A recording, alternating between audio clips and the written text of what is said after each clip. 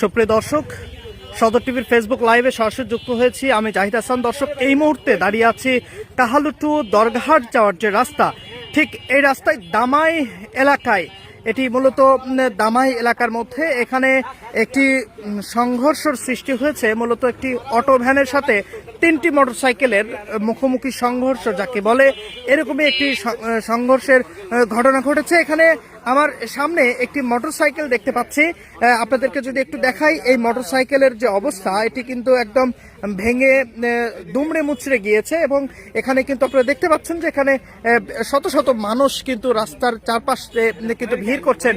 এখানে আমরা একটু এখানকার যারা আছেন তাদের কাছ থেকে একটু জানতে চাই, ভাই আপনি কি কোনো বিষয়টা কি কিছু জানেন কিনা, এই মোটরসাইকেলটা কার বা কোথা থেকে তারা আসছিল, এ বিষয়ে কি জানেন একটু বলবেন। এখানে আছে কি বলা যাচ্ছে, এখানে একজনের বউ সম্পর্কের কারণে আগেকার বউয়ের স্বামীর সাথে চলে গেছে, মানে অন্য প্রেমের সম্পর্কে চলে গেছে।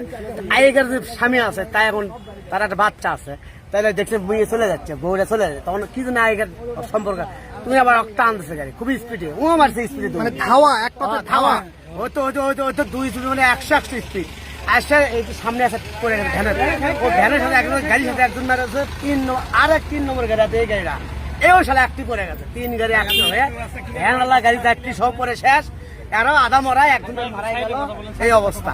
এখন তাকে নিয়ে গেল জরুরি লোক, আপনি ফায়ার সার্ভিসের লোক এসে চলে গেল, আপনি নিয়ে গেল, তারটা মনে হয় না বাসায় ওটা বেঁচে থাকলেও আগে কামে হবার না, সব কিছু হাত পা ভাঙে শেষ। দর্শক দেখছিলেন এখানকার যিনি একজন প্রত্যক্ষদর্শী, তিনি কিন্তু বলছিলেন মূলত এটি একটি নারী ঘটিত কারণে একজন স্বামী তার আগের যে তার স্ত্রী ছিল, সেই স্ত্রী তার সন্তানকে নিয়ে যাচ্ছিল, ঠিক এই সময় তার চোখে পড়ে যে তার সন্তানকে তার স্ত্রী নিয়ে যাচ্ছে।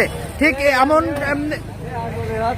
এমন ঘটনার দেখার পরে তার সেই স্বামীটি তাকে ধাওয়া করে মোটরসাইকেল এবং সজোরে দুটি মোটরসাইকেলই কিন্তু প্রতিযোগিতামূলক ভাবেই যাচ্ছিল, এমনটাই বলছিলেন তিনি।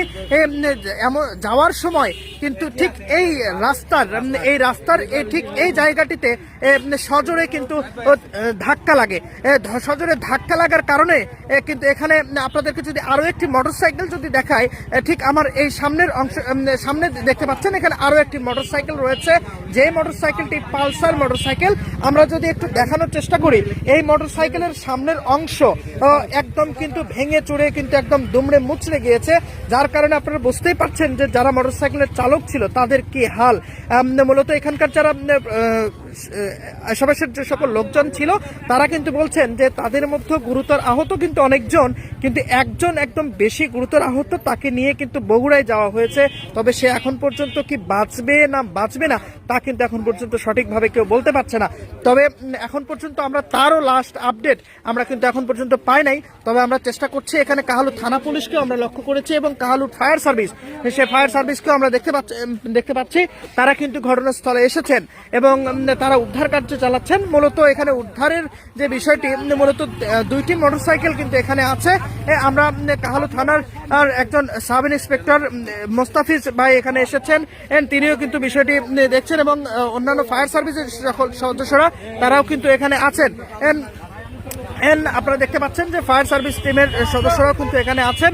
মূলত এই রাস্তাটিতে সব সময়ের জন্য ছোট বড় যানবাহনগুলো চলাচল করে। মূলত এই রাস্তাটিতে যে খুব বেশি পরিমাণের যে ট্রাক বা বাস, বড় বড় বাস চলাচল করে ঠিক এমনটাও কিন্তু না, শুধুমাত্র ভ্যান, অটোরিকশা এবং 3 চাকার যে সিএনজি গুলো, এই সিএনজি, অটোরিকশা, ভ্যানগুলোই কিন্তু এই রাস্তা দিয়ে চলাচল করে, আর মোটরসাইকেল গুলো তো চলাচল করে।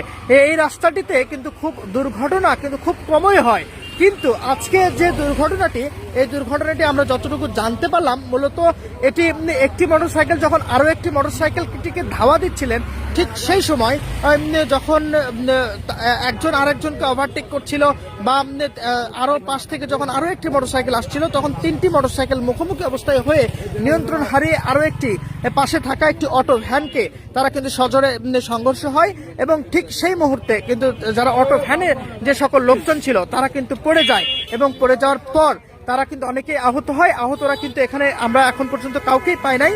মূলত যে সকল গুরুতর আহত তাকে কিন্তু মূলত বগুড়ায় নিয়ে যাওয়া হয়েছে বলে যারা এখানকার প্রত্যক্ষদর্শী তারা কিন্তু বলছিলেন। দর্শক, এখন পর্যন্ত এখানকার সর্বশেষ আপডেট এটি। পরবর্তী আপডেট আপনাদেরকে দেওয়ার চেষ্টা করব, আপনারা আমাদের সাথেই থাকুন। ধন্যবাদ সবাইকে, আসসালামু আলাইকুম।